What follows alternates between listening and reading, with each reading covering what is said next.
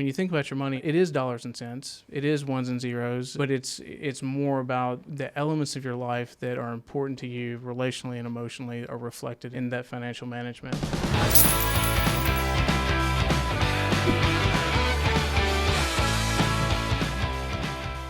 Happy New Year and 1 year of pocket change.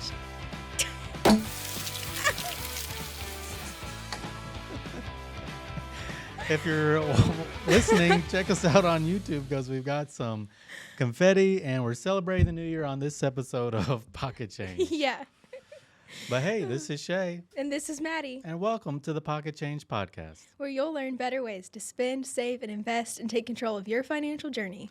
So Maddie, we're celebrating our first birthday of We Pocket sure Change are. Podcast. We are so grateful for all of our listeners. Yeah, happy first birthday, Pocket Change. It's been a great year, and we've talked to some awesome guests, and I'm excited to see what year 2 is going to hold. It's going to be fun. And since we're in the new year, 2024, around this time of the year, a lot of people think about their finances, think about resolutions, things they want to accomplish. Maybe they have financial goals. So we're going to talk to someone who can really help our listeners develop their goals and see what's in store for 2024. Yeah, and I'm excited to talk about some healthy financial habits for this year. Instead of me having double the glasses, we're going We'll to take take 'em these off. off for the episode.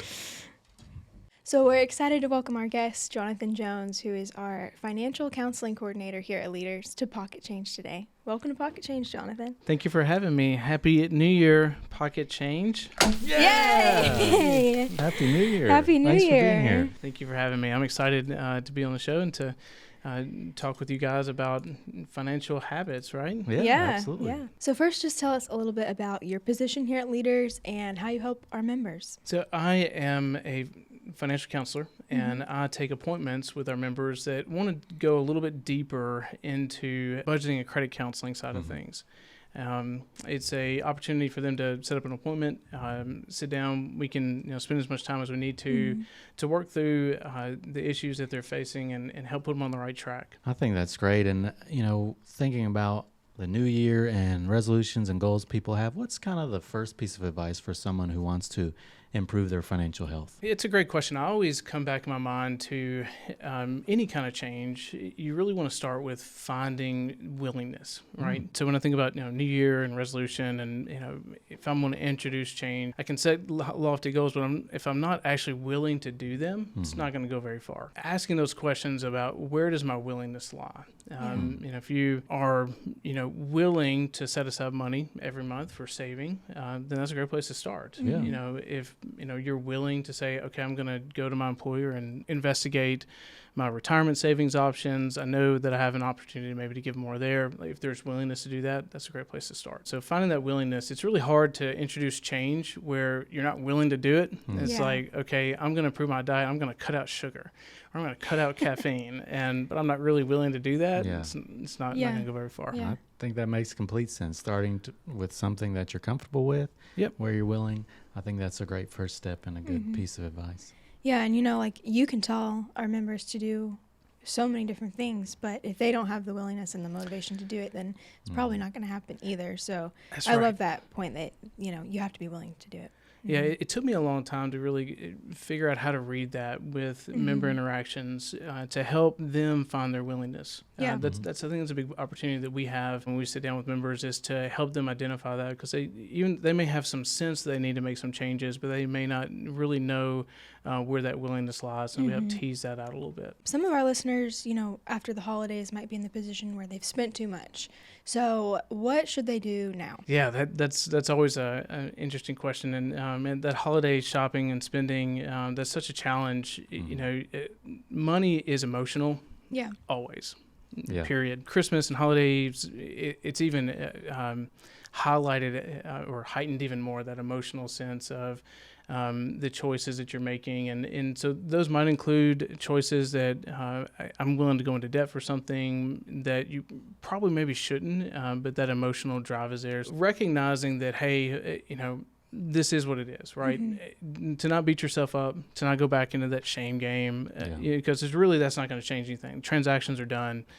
We got to find a way to move forward. So if someone, it did include debt, it's really kind of saying, okay, how quickly can I rearrange my finances so I can address that and kind of pay it back as quickly as possible so that I can then get on track for next year with a savings plan. If you find yourself in that spot where spend too much, recognize the emotional elements that went into that, come to terms with those, but don't rest there and don't let that beat you up. Just find out, how can I move forward, both with paying that debt or just in, creating a savings plan that's going to prepare you for next year. If you don't know where to turn, maybe start by meeting with a financial counselor. Someone can kind of help you through that and guide you along the way. And so along those lines, a lot of times, if we don't want to get in that situation again, we should probably think about budgeting. If someone has never budgeted before, that can be tricky too. So what are some things you would encourage people to do if they've never budgeted before? One of my favorite questions to ask people is, what do you do for a budget? And most of the time I get kind of blank stares, or I get like some kind of piece of, well, I've tried this or I've tried that. Occasionally I run across someone that's, really got a kind of a plan laid out. And, one of the primary things about budgeting, because there's so many different ways to do it, right? We have apps, there's, spreadsheets, you can get old school pen and paper, old school steno pad, pen and paper. And so the best budget is always the one that makes sense to you. And if it makes sense to you and it's simple enough for you to stick with it, to keep up with it. So that's really different for different people. And so the thing that they are willing to engage with, they're wanting to utilize, that's the right thing. If someone doesn't really have an answer for that, I always go back to the idea of, okay, budgeting can be as simple as your account structure. So here at Leaders, everybody has a savings account. That's just a part of the membership structure of a credit union. And so someone might have a savings and a checking, but how they use those accounts and, then thinking about adding in additional accounts. You don't have to live out of just one account. The idea of you can add in additional savings. You can have multiple savings. You can have multiple checking accounts that have different purposes. And really, a budget is all about what I have, responsibility for, management over, dreams and goals for. If it's an answer to one of those questions, then it's a likelihood it needs an account of its own. So that when you log into your online banking, for instance, your budget lives there. Right It's staring back at you. And so it becomes a living, breathing thing that you interact with. And all a budget is telling your money where to go to work for you anyway. Right. And so if you've got a structure that mirrors those things that you have responsibility for, management over, dreams and goals for, then you got a place where that makes sense to you. And I love, in our online banking, you can go in and actually change the labels.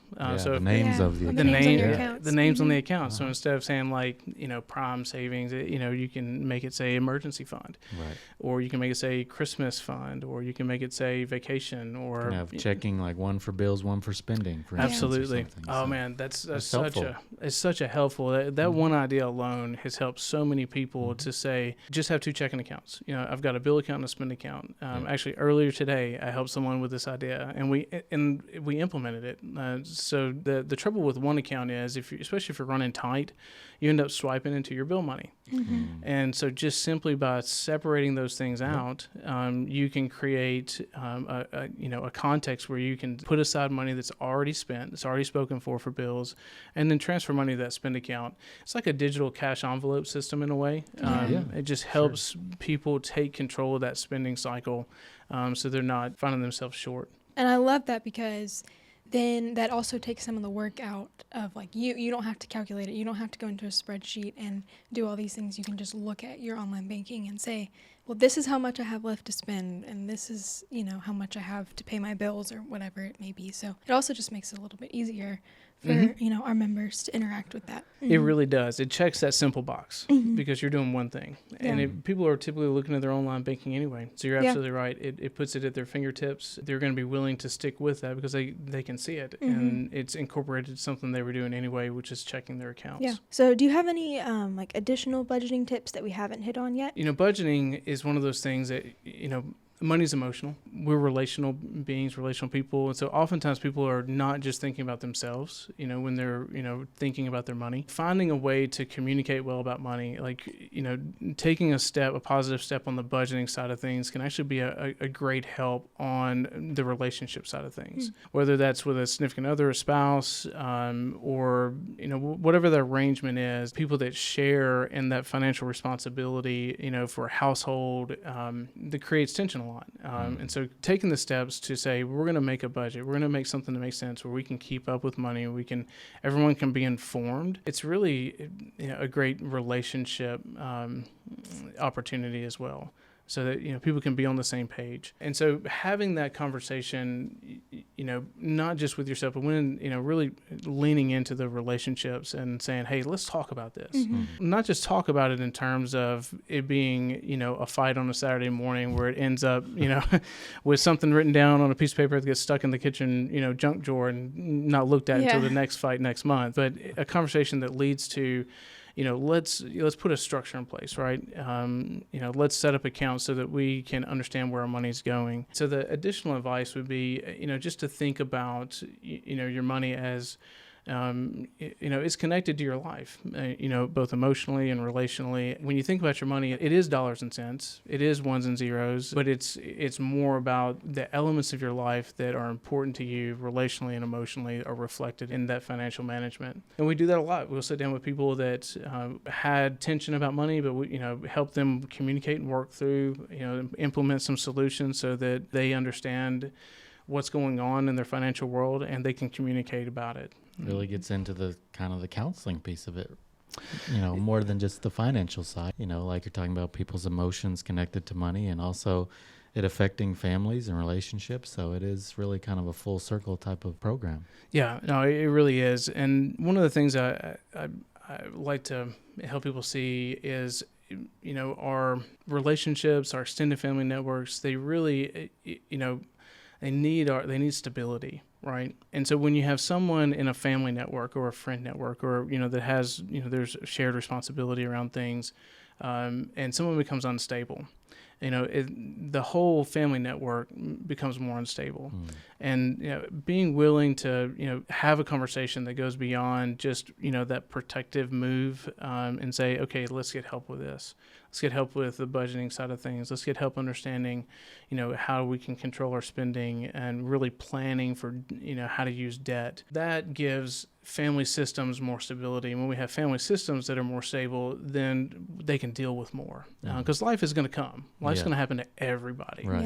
Yeah. And, the stronger that family system is, the more adaptable it is to those changes that challenges they're faced with. And one thing that kind of goes into stability and a lot of people think about is their credit score, especially around this time that you're thinking about finances. So what are some of the top 3 things that affect credit scores? Yeah, I love this conversation, and primarily the conversations I have are about budgeting and credit. And the first thing to really understand is that the whole credit industry, the whole credit game, it's all about risk assessment, right? You have to understand the why behind things, and the why behind credit is risk assessment. It is a whole industry that exists to serve, really the businesses and the service providers and the lenders, of the world that say, hey, we want to know what's our risk in doing business with this person. Credit is all about, we're going to collect data that can be purchased by companies and businesses, lenders, service providers, so that they can do that risk assessment part of their business. And that makes sense. I just right? want to know that I'm going to pay back the loan. That's right. Yeah. That's right. And so that data, a lot of people just understanding that what's going on here, your data is being collected and sold, right, for the purpose of risk assessment. And the data that's being collected is primarily your debt data. Now, credit reporting can include public records, bankruptcies, judgments, collections, those types of things too. But the primary bulk of that data is your debt data. What is it like when you borrow money and pay it back? Right. When we think about what affects your credit score, we have to think about, what's that data that's being collected. And of that debt data, the 3 primary things that matter are your payment history, how much you owe on your loans, and then how long have your accounts been open. And there's some other things like how often are you opening up new debt and having a mix of different types of credit. But the three primary things are payment history, how much do you owe on your loans, and how long has that been going on. And when you think about it from a risk assessment kind of perspective, that makes sense, right? Because the foundation of good credit is always good cash flow management. If you don't have good cash flow management, it's going to threaten your ability to make your debt payments. So if someone's making their payments on time, that's a good indicator. We have healthy cash flow management. Yeah. If someone's making late payments, it's like a big risk indicator that, hey, there's some something cash going on here. Something going on here. So making those payments on time is super important. Biggest thing, make your on-time payments is the biggest factor that can affect the credit score. Absolutely. It's approximately like how many points would that affect? If I have one late payment, how many points? And so it's less of like matter of points. It's more about percentage of influence, right? The word image picture I use to describe this for people is when I was in fourth grade, I remember there was another fourth grade class that had a kid that should have been in sixth grade. I remember him because he was kind of a bully. You wanted to avoid this guy, but I also remember him because on field day, like his class dominated tug of war, right?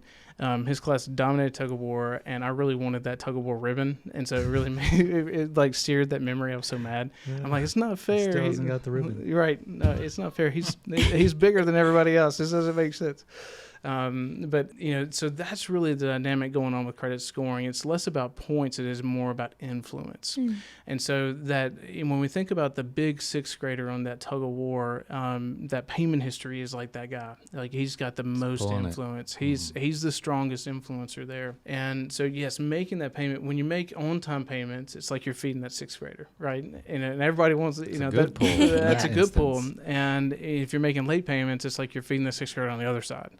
It's really increasing that negative pull. And so we want to think about prioritizing payments. Everybody has cash flow challenges, right? But if you're managing your budget in a way, you're managing your cash flow where you can prioritize debt payments, where you can say, okay, even when things are tight, I'm going to make sure that payment happens. On time. Yeah. Like that payment happens on time. That's really the way to protect that. You want to protect that payment history by first not getting in over your head with debt in the first place, right? Give yourself some cushion. The toughest underwriter you should ever face about whether or not you can get a loan is yourself. Because when you get debt, you're promising tomorrow's income for today's opportunity.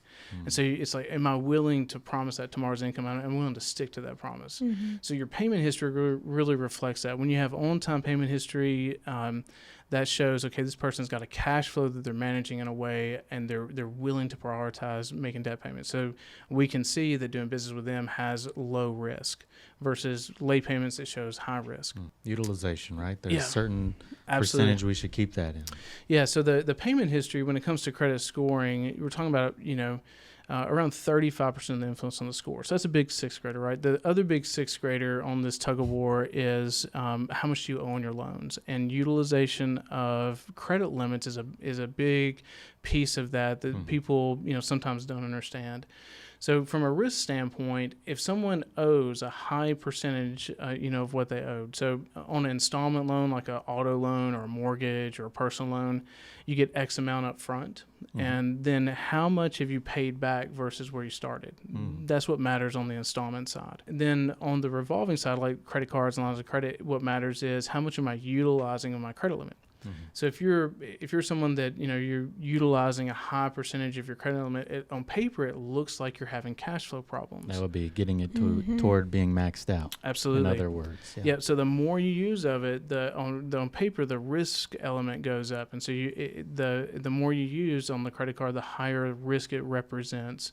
It's like, okay, this person looks like they're using credit as extra income. It looks like they're using credit, to supplement their cash flow, and that's dangerous. So from a risk standpoint, that's going to bring your score down. So a good rule of thumb is on your revolving lines of credit, your credit cards, even if you're paying it off in full each month, to really only utilize 30% or less of your limit. So if you have a $500 limit, that's $150, right? And so kind of self-impose that just to avoid any unnecessary negative influence from that. And then on your installment loans, to recognize that early on, like if I go out and, buy a house and I get a $250,000 home loan, day one I owe $250,000, it's going to take some time for me to pay that back. Right. But know that, that's going to show negative influence until I start to make progress in paying that back. And it's the same thing on auto loans and personal loans. And the one that people miss is student loans. If you've got student loans and you've kind of been in like that constant deferment, and you haven't made progress on actually paying the loan amount back, that can contribute to negative influence, is how much you owe on your loans. And scoring wise, that's around 30% of the influence on your score. The third biggest influencer is time. And so from a risk assessment standpoint, that makes sense too. So the assumption is life happens to everybody. Mm-hmm. Everybody has job changes. Everybody has family changes. Everybody has relationship changes. Everybody has, to deal with a global pandemic that hits, right? Yeah. And so the assumption is life happens to everybody. And on paper, the data, if you have accounts that have been open and active for a long period of time, that data is considered more reliable. And so that gives stability to the mathematical tug of war, right? And so when you have accounts open for an extended period of time, that data is more reliable and gives stability to the scoring. Where if you have newer accounts, it's like, okay, it hadn't been enough time for life to happen. Not sure about it yet. Yeah. Life hadn't, 6 months is not a lot of time for life to happen. Still like the honeymoon phase. It's still like the honeymoon phase there. And so that data is less influential, less reliable. And, so you want to maintain open active accounts for a long period of time. And that's where credit cards are helpful. So credit cards get people in trouble because it makes it easy to treat credit as extra income, right? And credit's never extra income; it's always debt. Yep. But from a mathematical standpoint, credit cards, when they're used appropriately, can really give that stability to the scoring that people look for. Yep. People talk about building credit, and I don't really like that term because it's not accurate. You're not building anything. Like when I've got a fence around my backyard, right, and it's 20 years old and it's falling down in sections. I'm replacing it in sections, right? I'm doing the work myself. And when I put up a section, I expect that to stay for another 20 years. Mm-hmm. Sure. This is not like that at all. This is the data in your credit. It's changing. It's a dynamic situation. Every day you got accounts that are getting older, or you got new payments that are showing up, or your amounts owed is changing. And so it's more like a cloud in the sky, right? Mm-hmm. It's this dynamic, changing environment of your debt data. What data is positive that shows financial stability, and what data is negative that shows financial risk. And so instead of thinking about building credit, I want to think about what data am I putting out there that shows I am financially responsible, that's going to mathematically weigh out to be on the positive end of the scale. Right. Mm-hmm. I know that my scores are going to fluctuate, but if they fluctuate within a range that I'm satisfied with, that now we're on the right track. Yeah. So creating a data set, what I tell people is, hey, let's add in, protect, and maintain that positive influence, right? Let's address and avoid negative, and let's maintain that over the longest period of time that we can in ways that line up with someone's financial goals and their needs. Mm-hmm. That's right. Yeah, that's really great and super helpful, I think, just to make it clear for our listeners. So we know that leaders invest in their employees, and one way we do that here at Leaders is by having certified financial counselors. So how does that help serve our members? We love our members. Mm-hmm. We want to be the advocate for them in every phase of their life, and that includes their financial life, and we prioritize our staff really having those opportunity to grow, right? Mm-hmm. And so that they can be better advocates for members when we see them on the front line, when we in the branch, when we interact with them on the phones. Those moments where members are at a critical point where they have a question or they have a need,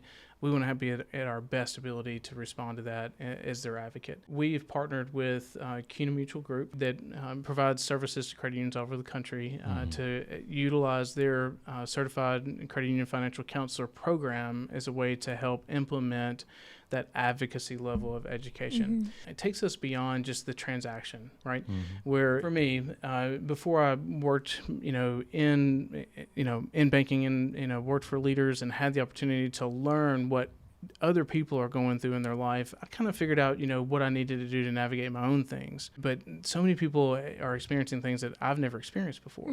And that's the value of the program with the financial counseling is it gives an opportunity for employees to dig deeper into that, why financial landscape. So we've got some understanding about what, the people that are coming in front of us that maybe we've never dealt with, but we know about it now.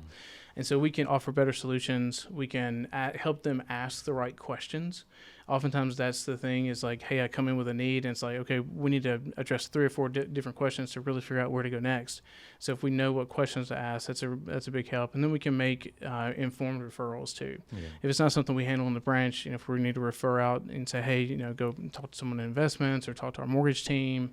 Or maybe you need to connect with your tax professional or an attorney. And so that's really that value is that we are bringing to the table a level of advocacy for our members that is really beyond just the transaction. And it really gives us a lot of knowledge. I know my team and I became certified financial counselors, and that just having that background knowledge about a variety of different financial topics and maybe issues people are facing or things like that. And so it really, like you said, really gives us that awareness and knowledge to be able to serve our members in a deeper way. And so we've got about 50 or so, I think, on our staff that are now certified. So we currently have 51 certified financial counselors on staff, and this in 2023 we had 43 additional staff go through our training and become certified. Wow, that's awesome. Yeah, it was a big achievement. So in your doing financial counseling with some of our members, do you have any success stories that you can share on the podcast? Yeah, that's a great question. We, primarily I work in the budgeting and the credit side of things. And so like on the budgeting side, one of the common stories that we see is like someone that's just kind of, we always tend to just do what we think works until it doesn't. And oftentimes that's when we get to interact with folks is when things aren't working. And a lot of times on the account side, that's when maybe accounts are being overdrawn. And so one person in particular I can think of, she was a retired nurse, and our teller recognized that, she was constantly, fighting against being in the overdraft on her account, gained her confidence, said, hey, sit down with our financial counselor. As I looked into it, really just kind of figured out she didn't have a good grasp of where her money was going, didn't have a good grasp of her cash flow. So we actually implemented what, I talked about earlier, where we used her account structure for budgeting. Yeah. So we added in, we looked at what are her, what she have management over, responsibility for, dreams and goals for. And in her situation, she had to help her family occasionally. So we created a separate savings where at every paycheck, she was, retired. So she had retirement, Social Security. X amount went to this separate savings account, automatic transfer, and that was her helping family Great account. Way to set it up, automate it. Where every paycheck, she's saving to help family. We also identified that, she paid her car insurance semi-annually. So every time that happened, it was challenging her account. She was going into overdraft. So we said, okay, set up a side savings account for semi-annual insurance payment. Every paycheck, got money going over there. And this is to her credit. She's in her 70s, and she relearns how to manage her finances using a bill account and spend account. Using one account for her bills to process out and leaving money there, and having another account for swiping a card and spending to help control that. And it really just turned, her accounts around. And she went from struggling against overdraft fees to having none. Been like that for several years now. Wow. And she's just had that freedom. Yeah. Yeah. And that you're never too old to create new habits and, get your financial situation turned around. I love seeing her come to the branch. I just, we smile and talk, and, just it's good to celebrate that success. It's long-lived. On the credit side of things, there's, opportunities we have had to help people. One person in particular, I remember him working as a technician, at the hospital, and he had made some missteps with credit, kind of used credit as extra income as a young guy, and, didn't understand how credit cards worked, and, had them maxed out. So I had the chance to talk to him and get reoriented to manage those things, manage his cash flow. And over the years, his credit improved. He showed, responsible management, that he could be, trusted and, in lending interactions. And just over the course of, probably 8 years, You've seen him, have multiple mortgages, get married, and be extremely successful. Became a nurse, and now he's actually a nurse anesthetist. So he did the work on the professional end, and just had the opportunity to really help him along the way to understand how the finances work. A huge joy to see that come to fruition for him, and know that people, when they on the credit side, when they do the risk assessment, they can see how doing business with him is a fabulous idea. Well, and it helped build his financial stability, where he was able to pursue further education, have a family, those type of things that we all, dream and hope for. So just that financial stability that was given is so helpful. Yeah, absolutely. For sure. It's a joy to be a part of both of those stories. So we have one last question for you today, and it's a fun one. So if you had any extra change in your pocket, what would you do with it? Might I interest you in some of these New Year's glasses if you're watching? You'll buy some. Oh, I have 3 teenagers at home, and so most extra change would be snatched out of my hand as soon as it was drawn out of the pocket. If I got to hang on to it, though, during the wintertime, quarters are for the car wash. That's just one of my hobbies. We've got multiple cars at the house, and I'm constantly washing a car, right? But in the wintertime, to keep from freezing out there, I'll put the quarters in. So loose change in the wintertime goes to the car wash. There you go. Awesome. That's a fun one. So thank you for being here, Jonathan. We really enjoyed having this conversation, and I think it'll help a lot of our listeners in this new year. Thank you for having me. Yeah. Happy New Year. Happy New Year. Thanks for tuning in to the Pocket Change Podcast. If you enjoyed this episode, make sure you leave us a review and subscribe, and watch our full episodes on YouTube, The Pocket Change Podcast is brought to you by Leaders Credit Union. where we power your passion and make lives better. Cha-ching! Leaders is federally insured by the NCUA Equal Housing Lender. Learn more at leaderscu.com. Cha-ching! Now for your redemption. Come on! Oh my gosh!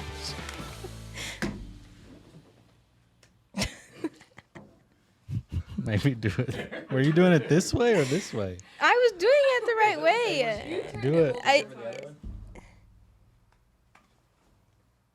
It's defective. Is this the same one? I think it is defective. It's defective. Oh! We should leave them on us for Well- the week. So in your hair everywhere. Yeah. We need to leave that in there. Yeah, that'll be good. That was good.